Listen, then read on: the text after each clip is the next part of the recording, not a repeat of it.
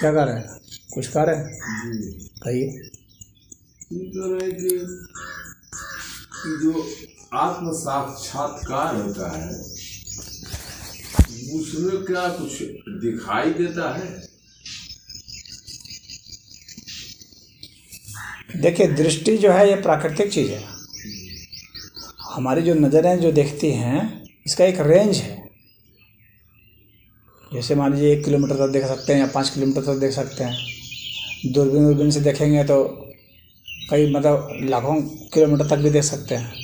लेकिन जिसको भी देखेंगे वो सब जो है प्राकृतिक चीज़ें ही होंगी।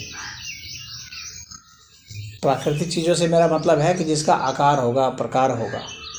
प्राकृतिक चीज़ मैं उसी को कह रहा हूँ जिसका आकार प्रकार है, यानी लंबाई है, चौड़ाई है, ऊंचाई है, गहराई है, वैसी चीज़ों को ही प्राकृतिक कहा जाता है। जो जुड़ती हैं, टूटती हैं, ऐसी चीज़ों को ही प्राकृतिक कहा जाता है।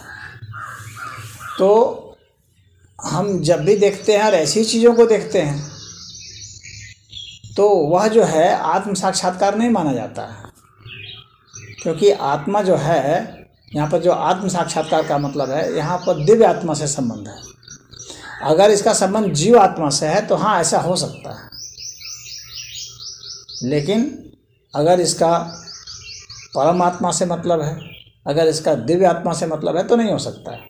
क्योंकि वे निराकार तत्व है, उसका आकार ही नहीं है। निराकार है। हाँ, तो उसका आकार ही नहीं है। तो जिसका आकार नहीं है उसको हमारी आंखें नहीं देख सकती हैं।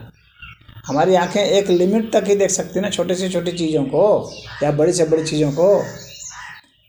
तो इसलिए आत्म साक्षात्कार जो होता है, जो आत्मा के लिए, परमात्मा के लिए यह प्रयोग होता है, तो उस अर्थ में हम आत्म साक्षात्कार आँख से कभी नहीं देख सकते। बात समझ में आ रही है? लेकिन अगर हम उसको इस अर्थ में देखते हैं, प्रकृति के अर्थ में देखते हैं, यानी परमात्मा जो प्रकृति के ही रूप में प्रकट हैं उसको देखते हैं, तो हम कह सकते हैं कि हमने देखा। आत्म साक्षात्कार यह भी है। लेकिन तब जैसे हम लोहा को लोहा के रूप में नहीं देख करके उसके वास्तव में सूक्ष्म से सूक्ष्म तत्व को महसूस करें और इस लोहा को ही हम परमात्मा का ही स्वरूप माने, तो उसकी दिव्यता फिर हमें मालूम होगी। तो हम कह सकते हैं कि आत्म साक्षात्कार हमने किया, आँखों से किया, देखा हमने आकार को ही, देखा हमने चित्र को ही, देखा हमने दृश्य को ही। लेकिन हम उस दृश्य को सिर्फ दृश्य के रूप में नहीं देख रहे हैं, बल्कि उस दृश्य को परमात्मा की छवि के रूप में देख रहे हैं। तब हम कहेंगे कि आत्म साक्षात्कार किए। कुछ मैं समझा पा रहा हूँ जी? क्योंकि कुछ विरोधाभासी चीज़ें लग रही हैं इसमें, इसलिए मैं पूछ रहा हूँ। क्योंकि जैसे एक ग्लास है, इसको मैं ग्लास को सिर्फ अपने आँखों से देख करके सोच सकता हूँ ये ग्लास है। ये देखने का एक नज़रिया हुआ। एक नज़रिया यह हुआ कि इस ग्लास को मैं इस तरह से देख रहा हूँ, इतना एकाग्र होकर के, कि उसमें जो है हमें किरणें फूटती हुई भी दिख रही हैं। तो हो सकता है कि तब वैसी स्थिति में मैं इसको सिर्फ आँख से नहीं देख रहा हूँ, बल्कि उस नज़र से देख रहा हूँ कि इसका जो रेडिएशन निकल रहा है, इसकी जो हर चीज़ की आभा होती है, तो उसकी जो आभा निकल रही है उसको मैं महसूस कर रहा हूँ। तो फिर जो है मैं इसको सिर्फ इन आँखों से ही नहीं देख रहा हूँ, बल्कि आँख के अलावा जो हमारे भीतर की जो वास्तव में हम कोई भी चीज़ आँख से नहीं देखते। हम कोई भी चीज़ जो है आँख के जरिए जो स्पंदन जाता है मस्तिष्क में, हम उससे देखते हैं।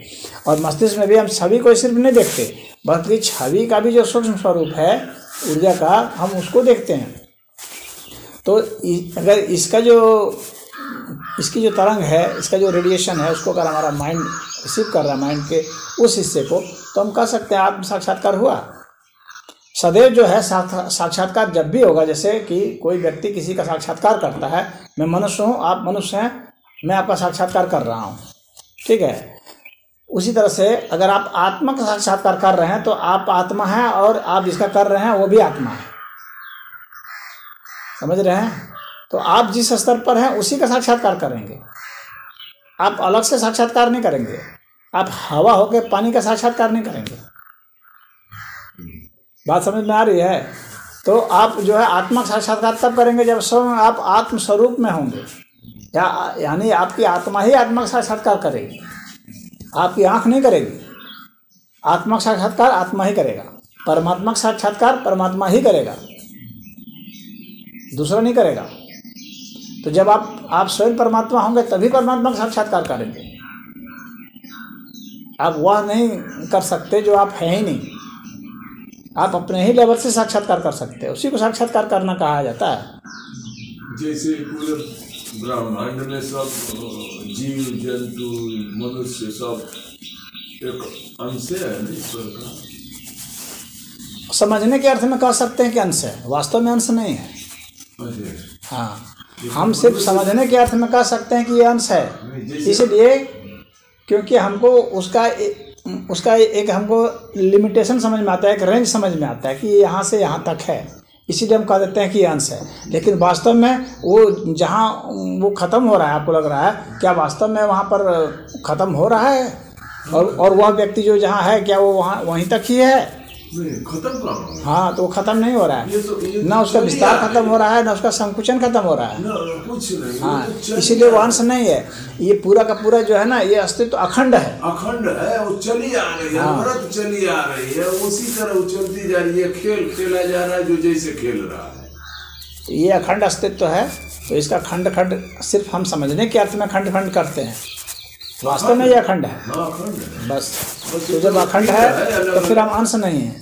तो हम अंश तभी कहते हैं जब हम उसको हर से विच्छेद कर सकते हैं, हर से अलग कर सकते हैं, काट सकते हैं, तभी हम कहते हैं अंश है। हाँ, अन्यथा हम उसको नहीं करते और ऐसा कर ही नहीं सकते।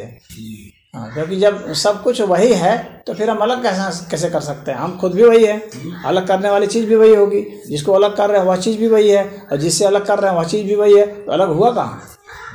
जो स्पेस है जहाँ अलग कर रहे हैं वह भी वही चीज़ है, तो अलग कहाँ हुआ? अलग होने की कोई संभावना नहीं बनती। ये अस्तित्व पूरा पूर्ण है। हाँ, तो ये पूर्ण है, अखंड है, इसको हम खंड नहीं कर सकते। खंड का प्रयोग सिर्फ हम समझने के लिए करते हैं, तो समझने के, जैसे शून्य होता नहीं है, शून्य हम सिर्फ समझने के अर्थ में करते हैं कि यहाँ से ये खाली है।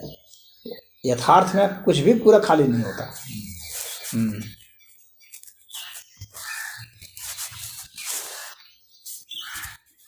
और कुछ पूछना? खाली है ये नहीं, वास्तविकता में खाली नहीं होता।